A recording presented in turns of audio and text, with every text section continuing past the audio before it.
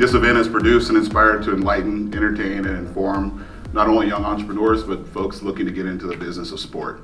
We want to offer our audiences, both in person and online, the opportunity to experience and learn from these remarkable Black entrepreneurs who are changing their industries in many ways. It's our hope that our organization and this collective of Black talent can work together moving forward in the future to continue an ongoing guidance and mentorship for Black kids in the Black entrepreneurial space. So we will start off with brief introductions of our panelists. Our first is right in front of me here, Ko Kwe. Ko is a native of Liberia. He was born 2 years prior to the dawn of the First Liberian Civil War, and his family narrowly escaped on the last flight leaving their war-torn country. He'll tell you more about that, but he is a hard work, respect, and grit were qualities that Ko's parents installed in him at an early age, and sports played a huge part in Ko's adolescent development and kept him out of trouble as well. After a standout All-American football career at the University of South Dakota, Ko entered the 2010 NFL Draft, and throughout his career, Ko played for the Jacksonville Jaguars, Buffalo Bills, and Cleveland Browns. In 2015, he retired from the sport and began a career as a business partner with his business partner, who owns and operates Line of Scrimmage LLC, a football skills training company here in the Twin Cities. Again, Ko Kwe. Next, McDaniel Doe. McDaniel comes from a background in professional sports, college and professional sports sales industry with the Minnesota Timberwolves and Minnesota Lynx. During his time with the Timberwolves and Lynx, he was promoted twice to the senior account executive level and drove over $240,000 in new ticket revenue in back-to-back seasons. In 2019-2020, McDaniel was recognized as the top 10 sales representative for the organization. Prior to his time there, McDaniel worked at Target as executive team leader at the store level. It is in that role that McDaniel established a taste for business and business leadership and company management. He is currently managing the business. McDaniel serves as the business development representative for Airborne Athletics. Airborne Athletics sells and manufactures the Dr. Dish basketball shooting training machine. McDaniel Doe. And last but not least, Tyrone Miner. Tyrone has spent a quarter century impacting the lives of thousands of individuals as a licensed educator, certified personal trainer, and fitness studio owner, and holds master's degrees in applied kinesiology and sports management. Tyrone was recently named one of the top 5 fitness influencers in the metropolitan area by the Twin Cities Collective, and his fitness studio, the Fit Lab, was named one of the top 5 fitness studios in the Twin Cities. Prior to beginning his professional career over 2 decades ago, Tyrone was a top 20 nationally ranked long and triple jumper, 3-time state champion, 10-time St. Paul City Conference champ, and in 2015 inducted into the St. Paul Central Hall of Fame. Tyrone Miner. At this particular moment, I want to give each panelist 3 to 5 minutes to sort of tell a little bit about their backstory, how they got here, what they're doing, and obviously, a little bit more about themselves personally. So we'll start with Ko on the front end here. All right. Like Carl said, I'm Ko. My name is Ko-Mignon Kwe.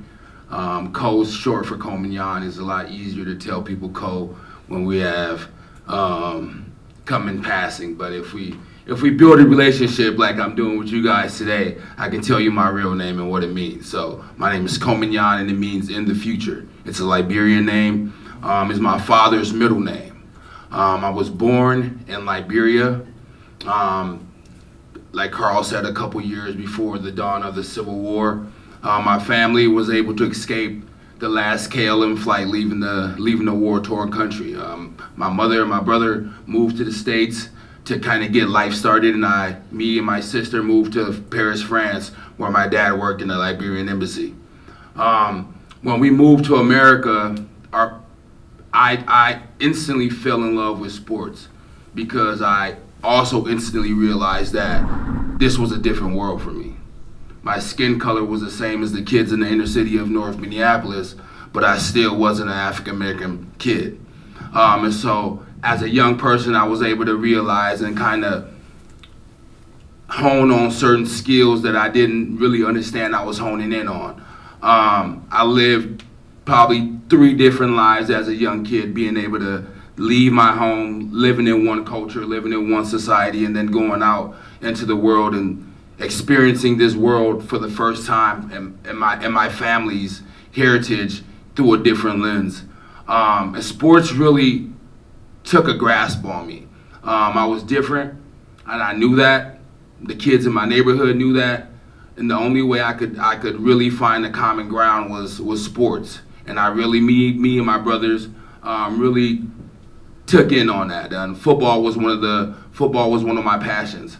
I remember playing football games in the neighborhood. You know, when we moved from Liberia, we moved to the north side of Minneapolis in the Cecil Newman projects. And so you have a massive amount of apartment buildings. And so in those apartment buildings had hundreds of families with tons of kids. So we always were outside playing football, playing basketball, doing backflips off of mattresses just being outside, enjoying ourselves. So kind of like Fat Albert and Junkyard Gang, if you guys are familiar with the Bill Cosby show. But that's kind of where me and my siblings kind of strive playing sports, because that was our even ground. We weren't the African kids anymore. We were the best football players that were playing in the community, right? And so as I transitioned, we kind of grew up and we left Minneapolis and we moved out to the western suburbs, and I had the opportunity to play some big time football at a big time high school. I decided that football was something that I wanted to change my life and my family's life. And so when I was 16 years old, after my junior season, I told myself that I was going to do everything as much as I can to get myself there. Right? I was going to dedicate the time. I was going to sacrifice the nights going out with friends, doing certain things. I was going to hit the books as hard as possible and see what the outcomes would be. And that effort earned me a scholarship. That effort earned me a scholarship to the University of South Dakota, where I continue those same habits. And those same habits opened up doors for me to live out my dream plan in the National Football League. So throughout my career, I played in Cleveland, Jacksonville, and Buffalo. I retired from the game after a shoulder injury I had in Canada, but I kind of played a couple years after that, and I decided I wanted to hang them up and kind of transition into the next chapter of my life. At the time, the biggest piece for me was kind of separating myself from the game. For a long time in my life, I was a football player, and when my name was mentioned, when people knew of me, they knew of the game of football. And so I kind of wanted to separate myself and kind of revamp myself. And so I kind of stepped away from the game, and I started working with young people. So I worked with young people in numerous of settings: schools, detention centers, juvenile detention, jails. And so I created a passion for young people and influencing young people.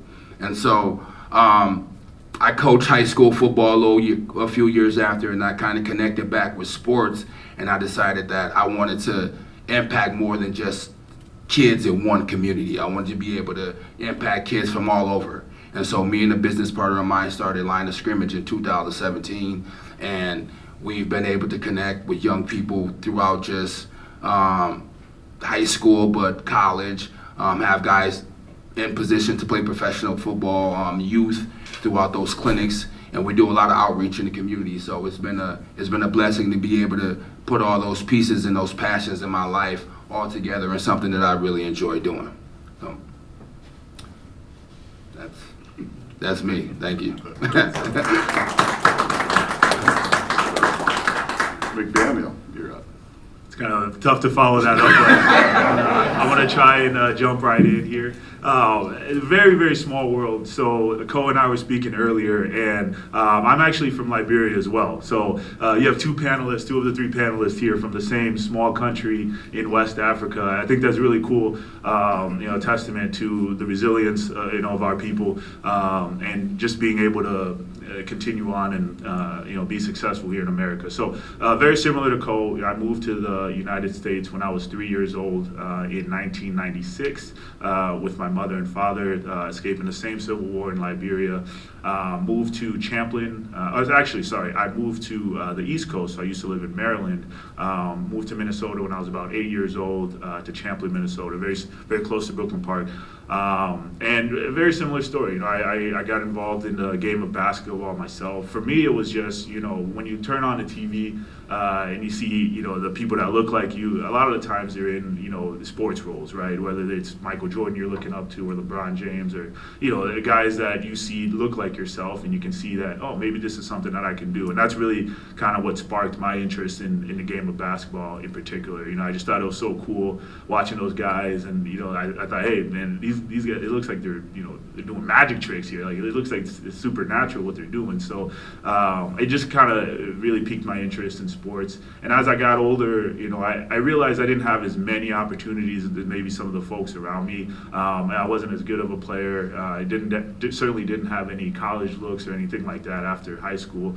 But one thing that really clicked for me when I got to college was I met the basketball coach there, and he just, he gave me a shot. He said, hey, why don't you come and try to walk onto the team, see if you can compete with these guys, see if you can play here.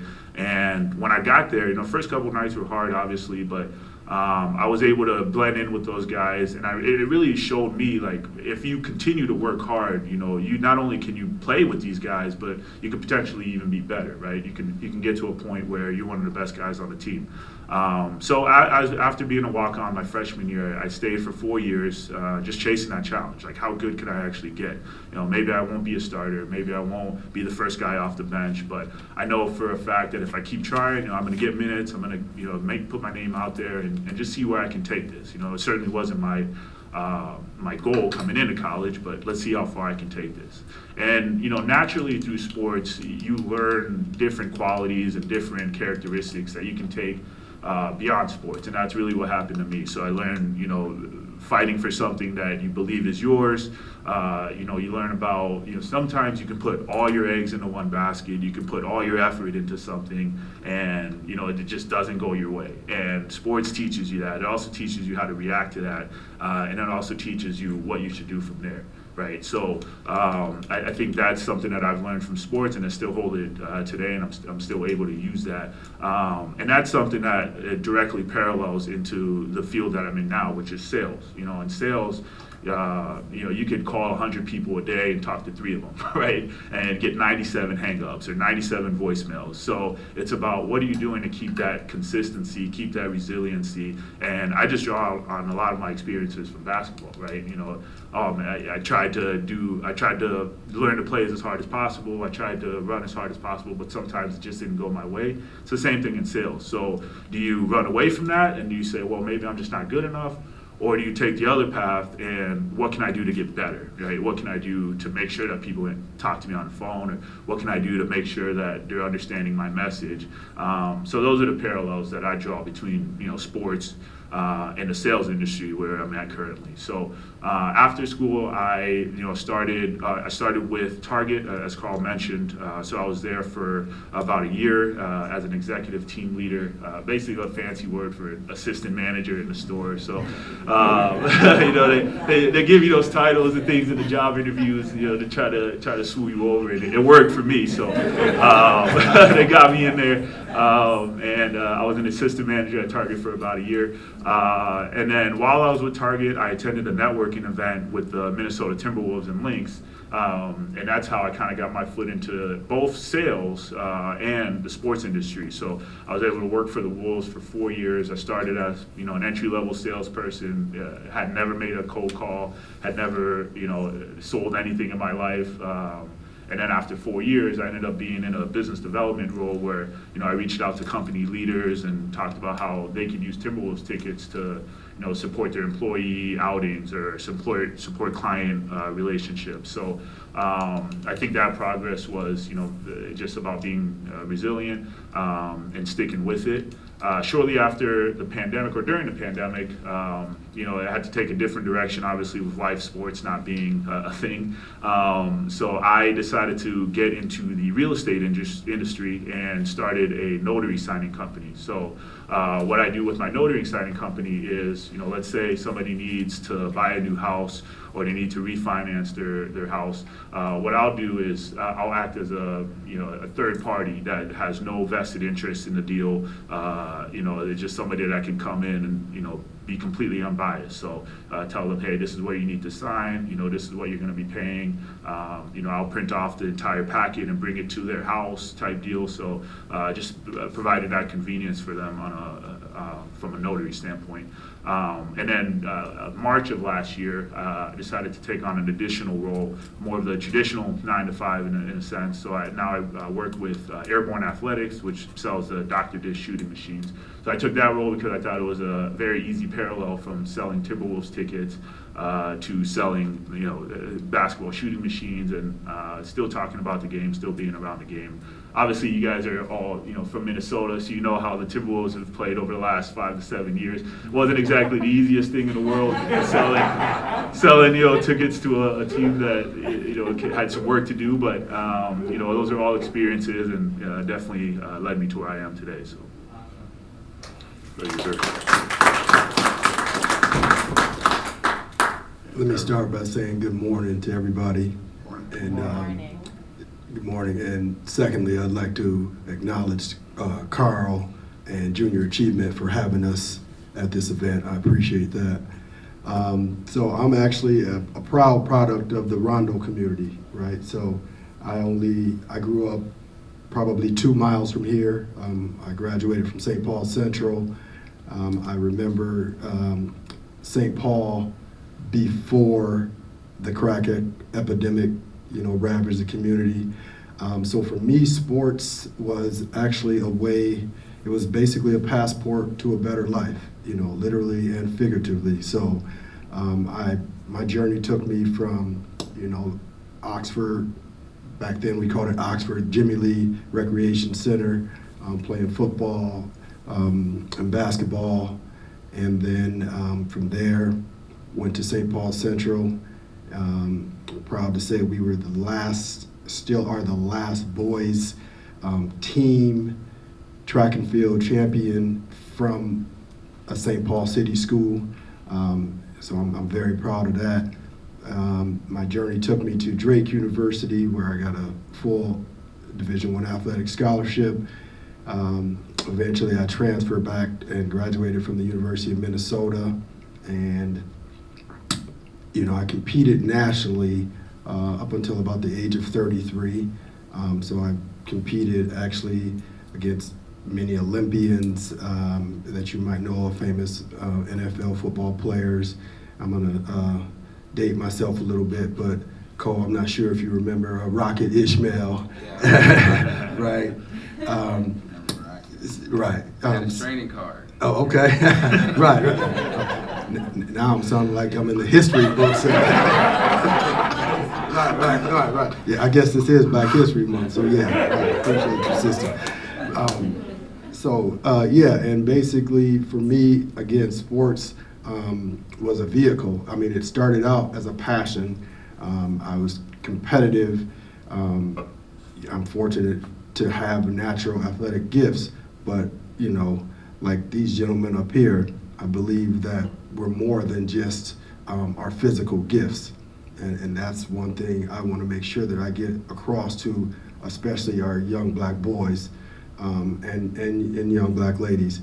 I'm also an educator. I've been in education for 22 years, and that's something that I try to pass on to the youth, is that you are more than just your physical gifts, because at one point you're going to have to stop running, stop jumping, stop lifting, stop shooting, and you want the next years to be your best years, not your past years. It's great to reminisce about things you've accomplished. I actually compartmentalize it and put my sports career in one box. Carl mentioned I was inducted into the St. Paul Central Hall of Fame in 2015, and I still have St. Paul City records from back in the late 80s. I'm very proud of that, but that was one chapter in my life. It doesn't define me as an entire person. Now you'll find me operating and running my fitness studio called the Fit Lab. It's in Falcon Heights, and I'm really passionate about changing the lives of BIPOC communities, female. I love working with women-owned businesses, BIPOC businesses, and just collaborating and doing the work of addressing health disparities, and that encompasses mental health, physical health. I basically take a holistic approach to health, and so if I can, during this event, I'd like to sort of oscillate between sports and fitness and wellness, because I feel like I'm equally passionate about all of those things. So so currently I run the Fit Lab, and then I have my individual brand called Chisel Inc. I started out training athletes because for me it was kind of a natural transition. Towards the end of my athletic career, I eventually started being the person who was responsible for designing the workouts, because Minnesota, obviously, the community in and of itself, whether it's the Black community or elite athlete circles, is not very big. So I was fortunate enough to have enough success to attract other athletes in track and field that wanted to train with me. So I started designing the workouts, finding a place to work out, finding places to compete. So I actually started putting the pieces of running a business in place before I actually knew what I was doing. So that's why it was an easy transition. Once I was done competing, I easily transitioned into running my own business. So that's kind of what brought me here. Awesome. Thank you, sir. So I think at one point or another, all three of you mentioned just the business of sport, and what I'm always curious about, I guess, from a standpoint of working with athletes, college and high school. Lots of athletes strive to be at their highest level and participate at the highest level of sport, whether that's NBA, NFL, or something else. How do you manage the expectations of athletes themselves coming into training, using that holistic approach, saying, everyone's not going to make it to the next level. However, at the same time, they want to work their best, so you have to help them out. How do you manage their expectations as well as the expectations of their parents, who are probably the ones bringing them there and paying for it? I'll start with Co, because parents are tough. That's kind of a conversation and a theme that we battle at line of scrimmage consistently. When young men specifically come to us, we have a conversation of what is your goals, right? Because we, as an organization, as a company, we want to provide a service that's going to get you those goals. And I think at the end of the day, building a relationship with a family, a young man and a family, is the biggest piece to have those type of conversations. Because I think anybody can say, I'm going to provide a service and get you exactly what you need. But to earn that trust and build those relationships, you have to keep it as 100 as possible. And through our experiences, we've been able to build those connections and kind of get that information across to our young people in the best way possible, and they understand it. And I think when it comes to sports and this businesses, it's all about what have you done for me, right? And what have you done for others? So they see athletes talk, and then they see what the product produces, the service produces. So we talk about what needs to be sacrificed. And if you can sacrifice, if you can do those things, these things will happen after that. And so at that time, it's all about the commitment of the athlete and how much time they put into it. And so I think parents really resonate with that aspect of, are you sacrificing his time? Because you get to see them more than anything. So I think that's how we handle it. Right on. So. Tyrone, from a fitness standpoint, how would you relate to that question? How do you help athletes from a pure fitness and mental health standpoint, not overexert themselves to thinking they need to do something great, but be more about them and themselves and their training. Yeah, I think I started in my intro by mentioning that I try to communicate to the athletes when they come to me that you are more than just your athletic gifts. Focus on more than just your athletic attributes. There's I'd like to, and now is probably a great time, considering everything that we've been through in the last 2 years. I think it's equally important to get the athlete to focus on their mental health, right? And that includes everything from, just taking care of yourself. The demands on the young athletes today and just youth in general are different than the challenges that I faced. We didn't have social media. And so, social media, you can use that to your advantage to sell yourself, to develop networks, but there has to be a balance, right?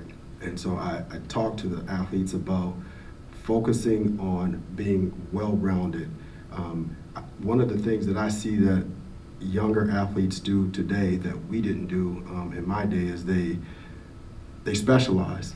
And that's not the best thing necessarily for them mentally or physically. I've seen athletes get burned out in their teens because they're putting too much energy and emphasis in one sport. And so playing multiple sports actually allows them to not burn themselves out. It also develops different skills and attributes.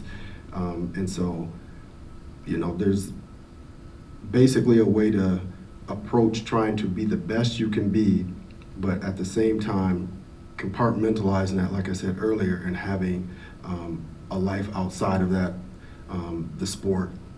So yeah, it's about finding a balance, I think. Awesome, thank you.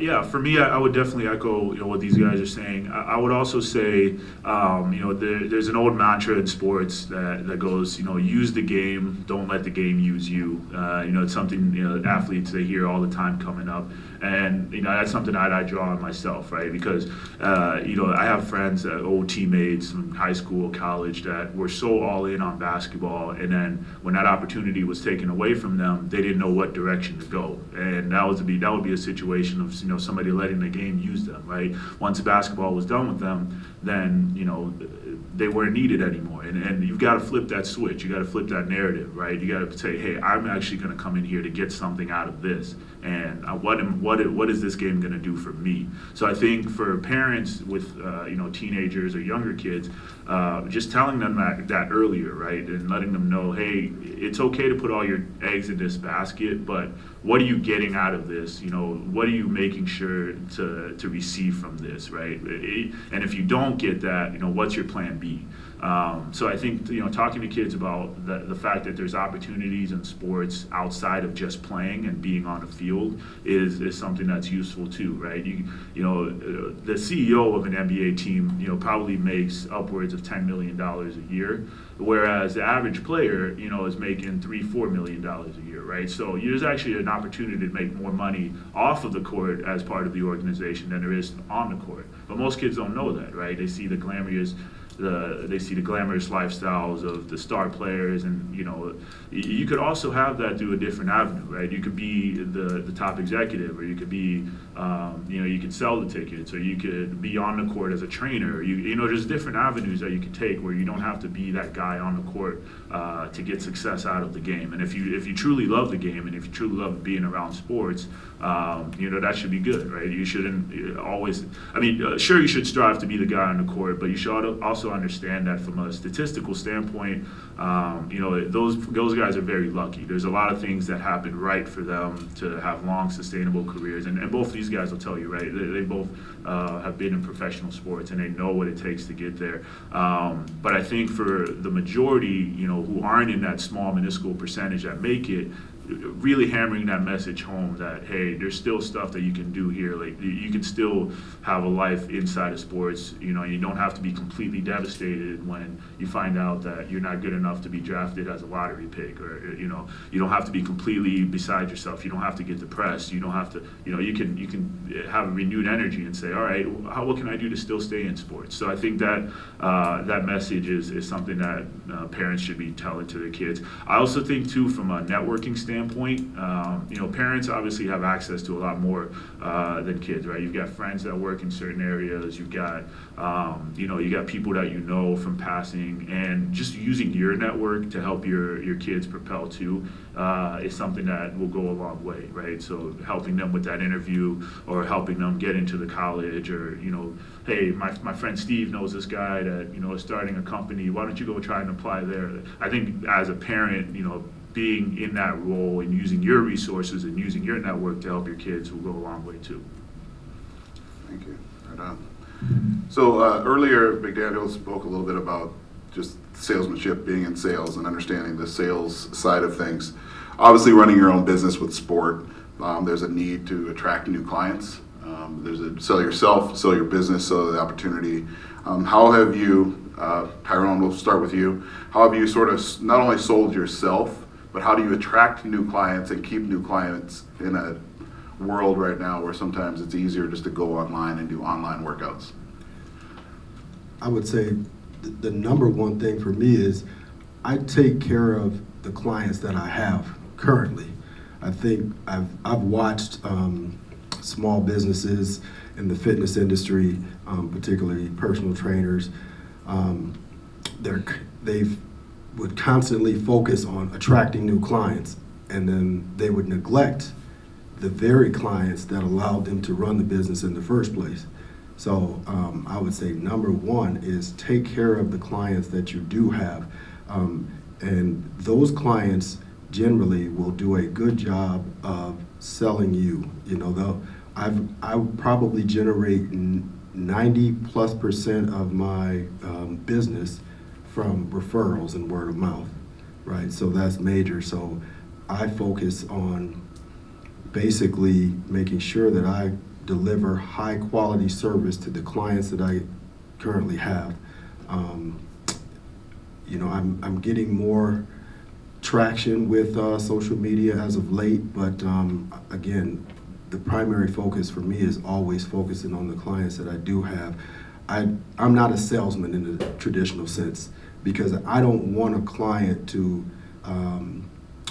work with me because I basically got them to commit to a contract, you know what I'm saying, or sign up for services that they weren't sure they wanted. I want you to be there and stay with me because you like the results that you're getting, and you like the relationship, because for me that's where it starts, building relationships. I don't necessarily focus on just the athlete. I focused on the entire person. So by focusing on the relationship, I build that trust. The client feels like we're in this together, right? Whether it's an athlete or just an everyday person trying to improve their health. So, yes. Right on. Co, how do you attract new customers, being that you're working with high school and college athletes primarily? Sorry. A big piece for us was being where the athletes are. Typically what we do, specifically line of scrimmage, works with offensive and defensive linemen. So we work with a very specific clientele. And so during the falls, all our athletes, all our clients, all our consultants, teams that we consult with are all playing. So we consistently stay up to speed on athletes that are, you know, in our area, in the regions we want to attract. Consistently building relationships with coaches across the metro, for sure. Just focusing on the Twin Cities, and just popping up and being at games. We work pretty hard throughout the spring and summer, preparing for athletes for the season. And on Friday nights we pull up to games. So we're at you can find us at Lakeville South, you can find us at Champlin, at North, at Edison, at Roosevelt. And so once once these young men see that it's not just a business aspect, a trainer-coach relationship. It's like more of a family relationship. I'm pulling up to games. We're going out after to eat, and so like those type of things. Other families see that. Other parents see that. Other athletes see that. Not just what they're performing on the field, but we're just not coaches in that and what we do. So a lot of social media is really huge with our main clientele being high school kids, high school athletes, and college athletes. Social media is a big piece of how we attract our clientele and our athletes and our families. We also have a newsletter that we have at our webpage, losscrimmage.com. Parents sign up for the newsletters because when the kid signs up for your program, it's more him saying he's interested and his parents going online and putting their credit card information in.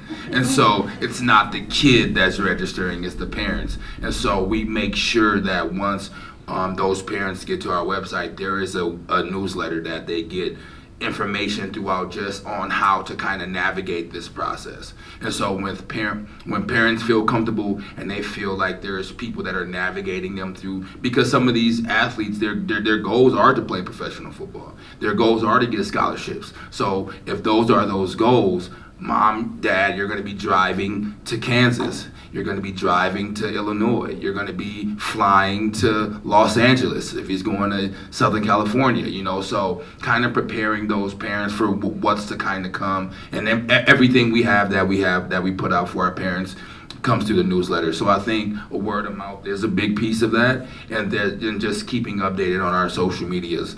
We have a solid social media team that consistently pumps out content to athletes, and that was a big piece during the pandemic, or we're still in the pandemic, right? So, but when the pandemic first started, everything was kind of at a halt. We weren't training athletes, we weren't consulting, but when you have 10,000 people on your social media and they're kind of looking to see what the content is, there needs to be content flowing. So we did a good job just staying relevant throughout the pandemic when everything was shut down. And so that's hours of preparation of drill tape being recorded and things like that, giving athletes what they needed to do at home when they were at home if you couldn't meet with us, certain things like that. So I think we kind of stayed in front of the 8-ball, I would say, in that aspect with just having content. But social media is a big piece of connecting athletes, being where they are, and also being able to, because most of the time they're here. So if that's where they are, we need to be in front of them. So. And McDaniel, you mentioned earlier that your primary customer are colleges and universities. Well, how does your method work differently than sort of the individuals and more of the institutions? Yeah, for me, it's a lot of colder outreach, to be honest with you. So, a lot of the leads that I'm reaching out to aren't, exactly warm. Obviously, I know they're colleges, so they must have a basketball program, and they could be in need of a shooting machine. But a lot of my outreach is honestly very cold and unassumptive, right? So, how many people in here have seen the movie Wolf of Wall Street? It's very recent with Leo DiCaprio. So a few people. That movie as a salesperson, it really kind of put us a few steps back because, people will see that movie and they think that all salespeople are just trying to get the money out of your pocket as quick as possible. And, that movie does a good job of really showing the sleazy salesperson and what that person can be. So I think when you are entering into a colder outreach like that, you want to go in understanding that, like, hey, this person very, very first and foremost is going to view me as a salesperson, and all the negative connotations that may come with that. And that could be your fault, that could be a movie they saw, whatever, but reality is those connotations are there. So I think understanding that going in and not assuming anything, not assuming that you're going to, get anything out of it. So when I reach out to colleges, a lot of the times I'll already have the information of who the coach is. So that's one thing. You want to do some research on the front end, so you go in and you know exactly who you're asking for, you know exactly what their role is. So if I'm calling college, I'll say, hey, can I talk to Coach Smith? He's a boys basketball coach, just for 5-10 minutes. Not again unassuming. You don't want to act like you're calling to demand commander time or anything like that. Hey, if he's got 5 minutes, great. And then from there, you want to continue that path. So I would just try to get a meeting with them, right, or try to schedule what that next communication is going to be. So when you are lucky enough to get someone on a phone like that, you don't want to just throw all your chips at it, right? You don't want to just go, hey, I'm selling these shooting machines. Like, I think your team is going to really love them. This is what we can do for you. No, you want to get a series of yeses, right? So it's yes. Can I have 5 minutes of your time? Yeah, sure. Okay, then from there, can I talk to you about the Dr. Dish shooting machine? Yeah, sure. Hey, maybe we can reschedule something next week, right? And then you put that on their calendar for next week, right? And it's those small yeses that lead up to the sale. But I think a lot of the times salespeople shoot themselves in the foot because they try to go in and they try to get too much out of the initial outreach. You want to have a little bit more tact. You want to be able to take it a bit slower, and that comes with a numbers game too, right? So the more people that you're reaching out to with that strategy, the more meetings you're gonna get, the more next steps you're gonna get. And it turns to a point where you're not really too reliant on just one college or one school to come in. You've got a bigger, robust pipeline of maybe 10, 20, 30 schools that you've talked to that you can go to and say, all right, where are you guys at now in the process? But I think, just those small steps really, really, really help with that if you're doing more of a colder outreach. Awesome, thank you. I have a fun question, but does anyone have a question in the audience? I want to make sure I'm... Oh, Susan. Yes. So my question is, you're good. Okay. All right. So my question is, how much exposure do you give athletes and/or clientele about HBCUs as a choice to attend? I can start with that. So again, being in education, I've been able to reach thousands of kids in my years. And a few years back, I took a group of kids. I was part of an organization that took a group of kids on an HBCU college tour.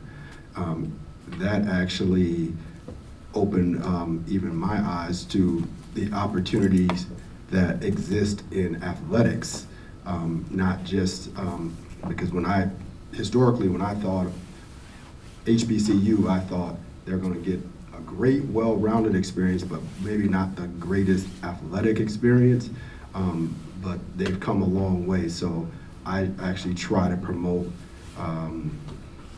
looking at other opportunities other than the traditional, what we see, the big market teams, the schools that have the most money. So I absolutely try to promote HBCU whenever possible. I would say uniquely for us at Line of Scrimmage, we've built relationships. When you play the game for so long, you build so many relationships, and at the end of everybody's playing career, everybody kind of splatters and goes into different avenues and different worlds. So fortunately for us, we have relationships with HBCUs, coaches. So when those recruiting times come around and we get text messages of, hey, I have a kid here in Minneapolis that you should probably check out, we kind of give those opportunities to our guys. And it's great for us because when I was coming out, I don't think I had anybody tell me about a HBCU, right? I didn't know they existed until, I started watching Stomp the Yard and things like that in college, and I'm just like, whoa, what is this experience? So I think it's pretty awesome that we've been able to build those relationships and can give those guys those opportunities. Say, hey, if your goal isn't to go to the University of Minnesota or Wisconsin, there's some other opportunities down in Georgia. There's some opportunities in Florida that you can go check out. I have a coach who's interested that kind of wants to talk to you, right? And I think when those guys that are in those positions as those coaches, they can understand how to build those relationships with our guys, especially of our athletes of color, our young black men. So when I think all it really takes is a phone call and an opportunity for some athletes, because they're not really exposed to those opportunities. I think Deion Sanders being at Jackson State really opened up a lot of young people's eyes that like this could be a route, and I think a lot of athletes don't take that route because it's typically ends at that college level if you're trying to continue to play at the NFL. A lot of guys have those NFL aspirations and they think they need to go to big time programs to fulfill that. And so I think that stigma is being flipped on its head with guys like Deion Sanders taking over a program at Jackson State. So. Awesome. I also wanted to mention, just to piggyback on what Cole was saying, the challenges are traditionally well-known schools. They have the greatest resources, right? And so at the end of the day, it has to make sense for the athlete, the student, financially. I know for me, I was the first person in my household to go to college and the first person to get an advanced degree. And so I used, to also talk about McDaniel's part, to jump on McDaniel's point, I used athletics as a means to an end to get a free education. And so when it came time to decide where I was going to commit, I had the big schools offering full ride scholarships. So as much as I may have wanted that HBCU experience, it was like, okay, I wanted to make sure that my journey wasn't high school, college debt for the rest of my life, right? And that's what you see with the exorbitant amount that tuition rates are going up and just the cost of education in general. So what I'd love to see are, especially in the midst of the pandemic and still in the midst of this social justice movement that is transpiring, I'd like to see corporations, athletes, billionaires investing in HBCUs so that they can provide the opportunities to young athletes that are provided at our major universities. Because actually, if they can get to an HBCU, I would venture to guess that they're going to get a more well-rounded experience. They're going to. It doesn't mean that athletes at or professors at general Division I schools don't care about them, but I've been on an HBCU campus and I see the familial type bond that they have with the professors and the staff, and it's different. Hopefully major universities have grown since I was in college, but when I was in college, it was pretty much those universities basically exploiting the young athletes. They were okay with an athlete getting a general studies degree, a degree that they would be able to do nothing with, basically do enough to stay eligible is how it was. And so I want these young men and women who are coming out today to think about themselves, as McDaniel alluded to, use the sport, use your gift to better your life. Don't get used by the sport. The great Sean Carter said, "I'm not a businessman, I'm a businessman." So you think of yourself as a brand and think about what you can get from having these athletic gifts, not just, okay, I'm gonna go run and jump and catch for 4 years, but what's gonna happen after that? And one thing that's also really helped the athlete recently in the last couple of the years is obviously the name, image, and likeness deals that have been coming up, and the fact that athletes are finally able to use those things to make money and profit off of. So like it was mentioned, some of those bigger schools, the Dukes, Kentuckys, they've always had the leverage and power to bring in some of the top recruits because at the end of the day, those are the big names and that experience exposure is really what's going to get you to the next level. But I think now, as schools are able to provide more for athletes through those NIL deals, that's where athletes can start to look at HBCUs and say, well, maybe I can go here and get a sponsorship through this company, or maybe I can get paid now instead of waiting until I'm professional, or maybe they won't make it professional. But I think going that avenue with the NIL deals is something that HBCUs can really hop on now and try to get more of the top tier athletes in. And McDaniel, for those that may not know, maybe you might want to tell them what that NIL stands for. NIL is name, image, likeness. Traditionally in college sports, a player wasn't able to profit off of their name, right? So if their name is on a jersey and the jersey is being sold at the team store, that player was unable through NCAA rules to get a portion of those profits. So the name, image, likeness deals, I believe it was last season or the season before, opened that up to athletes now. So even with us at Dr. Dish Basketball, we have Ty Washington, who's the starting point guard at Kentucky, who's sponsored by us. So he's got a shooting machine through us, and he does social media posts for us and things like that. And obviously he gets a kickback from that as well. But again, it's just showing those opportunities, right? Because that's a way that you can get something out of the game even while you're playing and you're still considered an amateur, right? So those NIL deals are really good for the athletes now. And I think as more, like I said, HBCUs start to look into that as a means to bringing in the top tier athletes, that could help their success as well. Awesome. Do you have another question? Yeah, absolutely. All right, so earlier you mentioned trainers as a non-athletic career. What about for the non-athletic sports lover? What other careers might be available that especially our students may not be aware of within this arena? So just for the online, your question was, what are opportunities in training for non-athletes? Yes.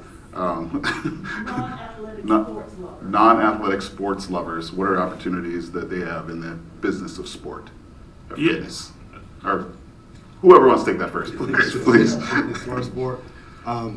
So actually, I actually run the fitness studio where I have a few athletes, but we work with multiple small businesses. So we have some trainers that were not athletes, right? But they're interested in helping people improve their health. We work with meal prep companies. We work with nutritionists, mental health therapists. And so that's, again, all about the holistic approach to health and wellness. And so in terms of the sports arena, though, I think that our young people really should start to see themselves as bosses and owners. If you ask the average young black male basketball player who he would aspire to be like, most of them would either say LeBron James or one of the younger players that are playing. So we're always in their mind, they only see themselves as the entertainers. I want to inspire someone to say, I want to be Glenn Taylor or Jerry Jones, because then the thing about your athletic talent, number one, it can go away in an instance, but also it's not transferable. You can't pass that on to the next generation. If you own a franchise, that is generational wealth that will be passed on for years to come, and it will change the trajectory of your family's life. I would say, speaking as someone that was able to break into the sports industry on the non-playing side, a lot of the coworkers that I had, you couldn't mistake them for athletes at all, right? They were, but I think the biggest piece of advice that I would give to someone trying to break in is don't if you're in an interview or if you're in a situation where you potentially could get a job in sports, don't say that you're just looking to get your foot in the door in sports, because that may sound like, hey, this kid is willing to do whatever it takes, right? This person is willing to do whatever it takes to get into sports, but you have to be more centered and more focused on what you want to do in sports. Do you want to be in sales? Do you want to be in on the team operations side? Do you want to be an intern for for video and maybe on the coaching side? So I think you have to be more focused and direct in what you want to do in sports, and instead of just saying, hey, I just want to get my foot in the door, right? Because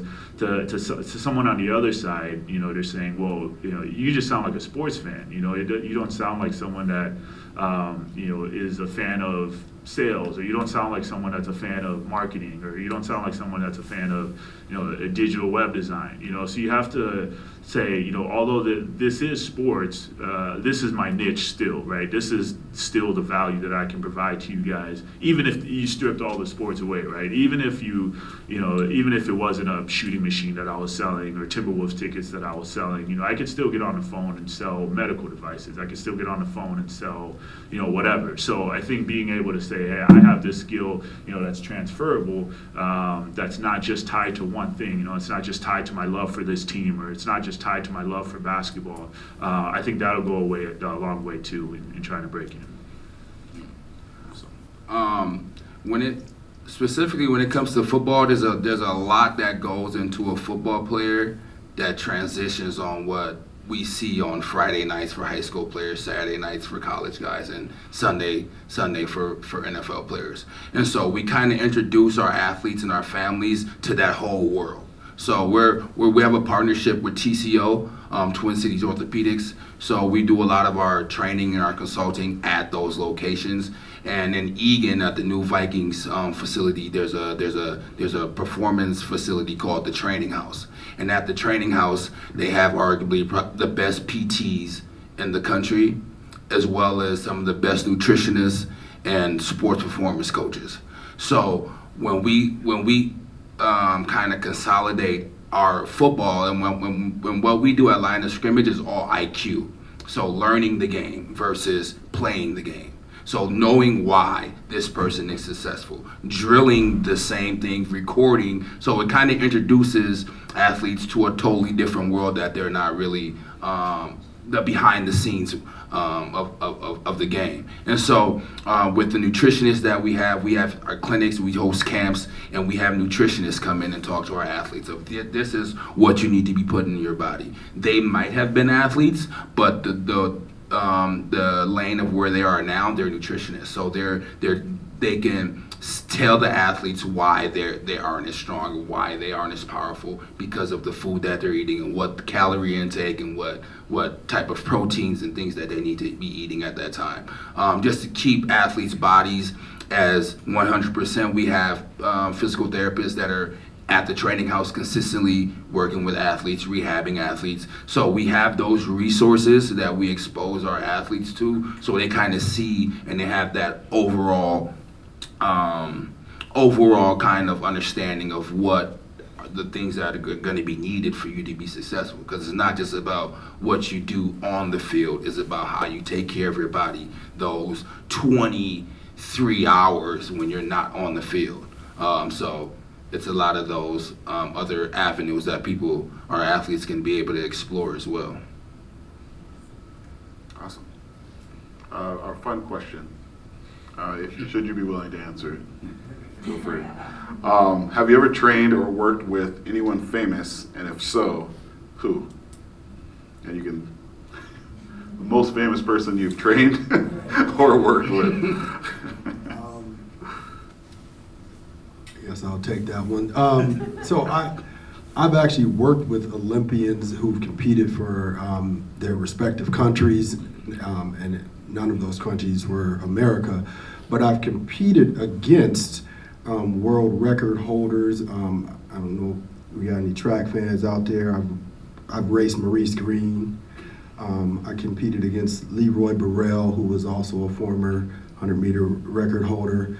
The interesting thing about track is that after college, there's opportunities to compete in the same meets that the stars are competing in. So, I've been to meets with Carl Lewis, and I was at the indoor national meet when Michael Johnson broke the world record in the 400. So I've been able to compete against and be amongst some of the greatest athletes in the history of track and field, and even a few football players. So.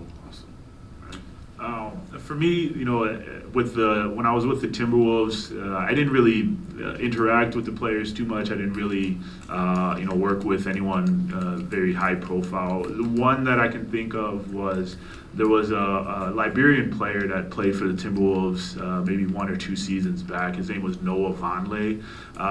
And through the organization of Liberians in Minnesota, I was able to set up, kind of like a ticket charity giveaway thing where he helped that organization come out to a game. But outside of that, not too much. On the Dr. Dish side, we do go to coaching clinics sometimes for marketing. So let's say if there's the Indiana coaching clinics, for example, I'll go down there and. Last summer I was at the Hoosiers gym. I don't know if anyone's seen the movie Hoosiers. It's a bit older, but it's about like playing basketball on a cornfield, I guess. But it's a really famous gym in that movie, and they had a clinic down there, so I was able to go there.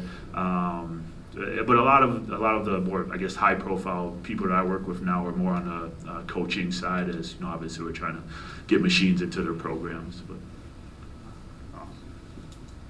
I think being in this business that we are in, we come across a lot of guys, a lot of football players, specifically college guys.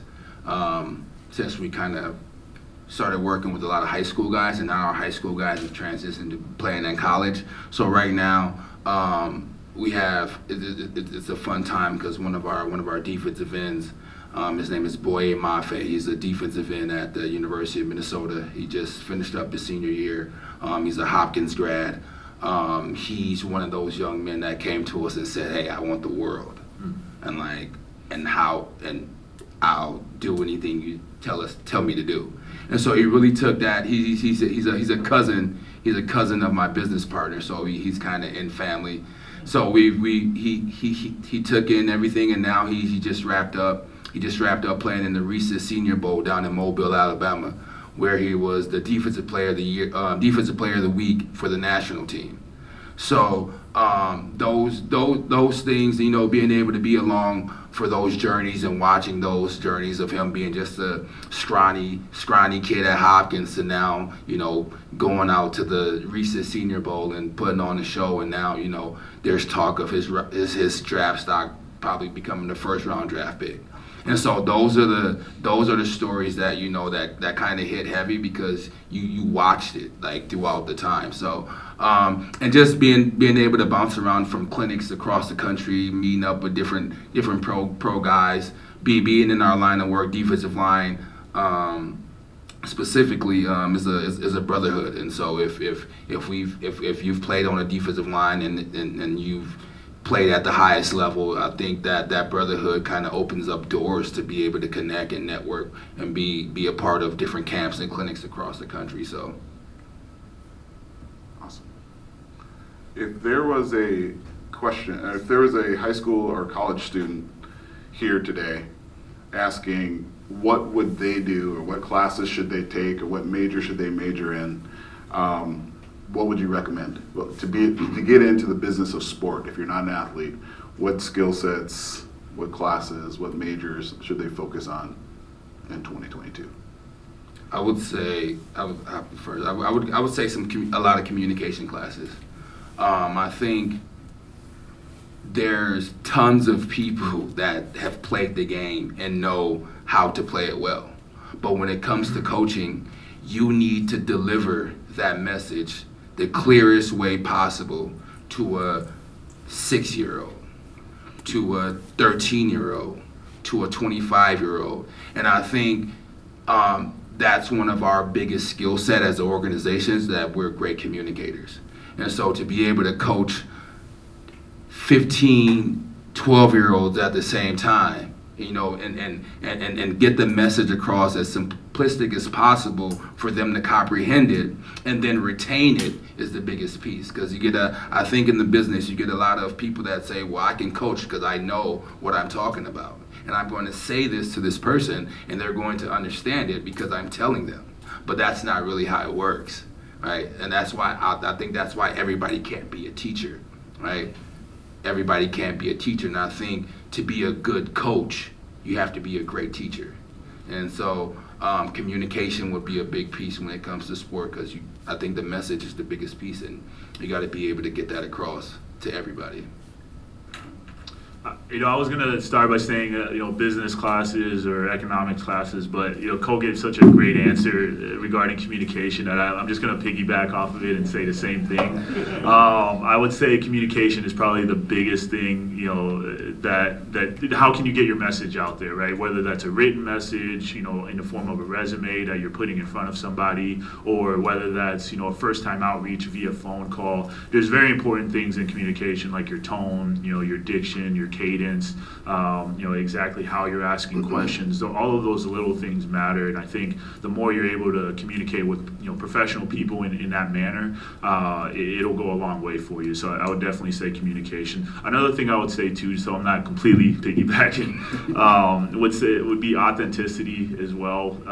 If there's one thing I think the pandemic has taught us recently, as people are doing Zoom calls in their pajamas, or they're not seeing people face to face as much as they used to. I think the authenticity has become the new professional in a sense, because people are looking for people that are real and that they can trust, and being able to project that, it will go a long way for you. So I would definitely say communication and authenticity. I would say, since McDaniel didn't touch on it, your accounting and finance and economics. I think when people think about the business of sports, they think about sports first and business is secondary.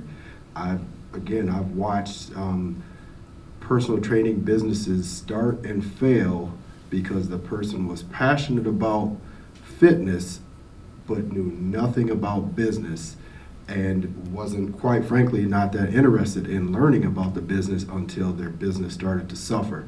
And so I would highly recommend that before a young person decides this is the route I want to take, get some practical experience in that area to see what the person really does. Find a mentor, someone that can help you with advice, expand your network, and basically help you on that journey.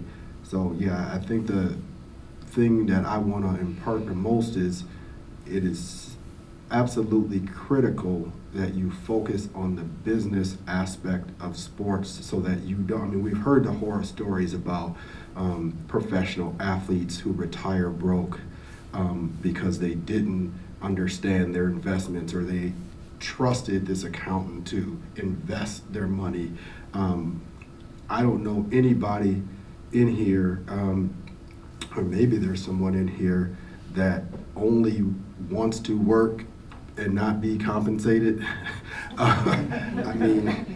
So yeah, it's baffling when I see, there's already a blueprint, or you can learn from the mistakes of people in the past, but it still seems to happen over and over, where people don't focus on the business aspect of sports. We know it's a big business, or sports is big business, because you assign those two terms, or you marry those two terms, sports entertainment. The minute somebody can monetize or profit off of something, it is a business. And so that's what you need to think about first and foremost. Awesome. Fantastic. Did I see a hand? Oh, maybe I didn't. Maybe you're scratching your neck. Perfect. So for each of you, and your business specifically, where do you see your business in the next 2 to 3 years? What's kind of the growth plan or next projection level for you and your business personally? And we'll start with Co, since you're right next. Sorry. I think the biggest piece for us is just continuing to provide the service for the Twin Cities, really growing in the Twin Cities. We've traveled and done some work. I just got back from Miami, probably I think 3 weeks ago, for a podium All-American Bowl. Had the opportunity to coach down there and kind of expand the brand down there. But we partnered with United Turf in Sioux City, Iowa. So kind of staying focused on different regions, but really going hard just throughout the Twin Cities and being able to expand. We do a lot of camps. We host a lot of clinics. We have a coaches clinic coming up on the 20th of this month. So just continuing to provide resources to just the whole football culture. I think we started out from the outside looking in, and realistically from the inside out as well. We were a defensive line training company, and all we did was train guys, teach them how to play defensive line. And then throughout the years, we kind of expanded to being a more shelled culture of just coaching, understanding the game, and building the culture around Minnesota, and changing the culture. Because the biggest piece for us was when we left Minnesota to go play in different places, we saw that the culture was different around football. And so we took those pieces and tried to bring it here. And so just consistently growing this culture here in Minnesota is kind of where we're kind of focused on. For me, I would highlight my notary company. Within the next 2 to 3 years. Right now, I'm a sole proprietor in every sense of the word. So it's me calling mortgage companies to try to schedule meetings with them, or me booking all the signings, and then me actually doing the signings myself. Doing all the paperwork, printing that off. So I would say within the next 2 to 3 years, I want to be able to hire more notaries to potentially take some of that business for me. Teach them how to be a notary, teach them how to execute a signing and things like that, and hopefully to be able to have a staff of notaries that I can outsource business to, because right now it's a little demanding, and there's some appointments that I have to kind of put on the back burner just because it's only me. But to be able to have 2-3 notaries underneath me that I can hand business off to would be ideal for me, I think. You can expect to see some collaborations with small businesses, local small businesses. You can expect to see hopefully some partnerships with both small businesses and large corporations. I actually have created some holistic wellness programming that I'd like to scale.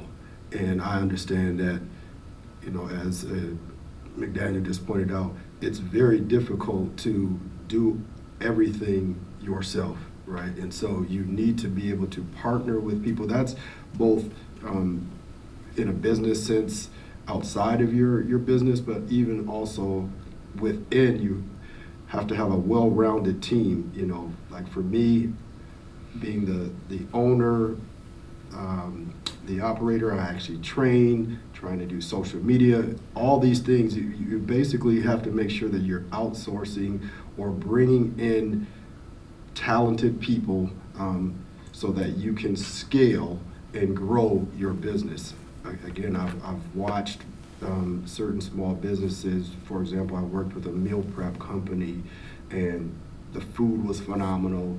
The price point was great, but this person tried to prepare the meals, deliver, just do market, and eventually she started getting so much traction she couldn't keep up with the business that was coming in, and so ultimately she ended up shutting down.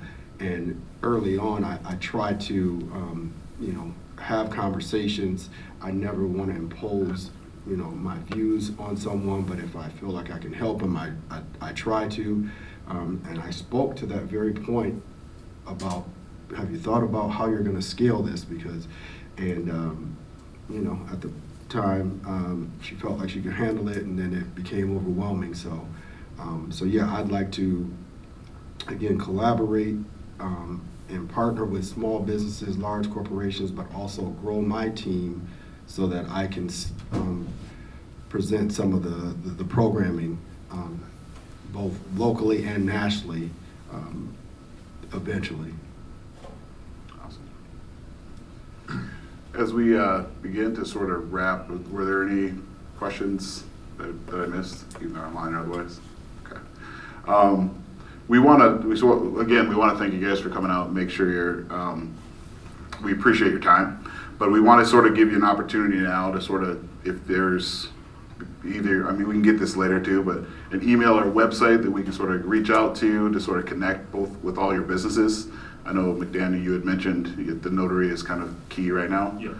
Anything we can do to sort of highlight some of the things you're doing, or you go to any website for that? I would say 21stcenturynotary.com is my website. I'm still kind of in a development stage on it, so more to come on that. But I would just say, you can find me on LinkedIn as well, McDaniel Doe. That's the only social media that I have at the moment. So that's where you can find me and network with me a little bit more.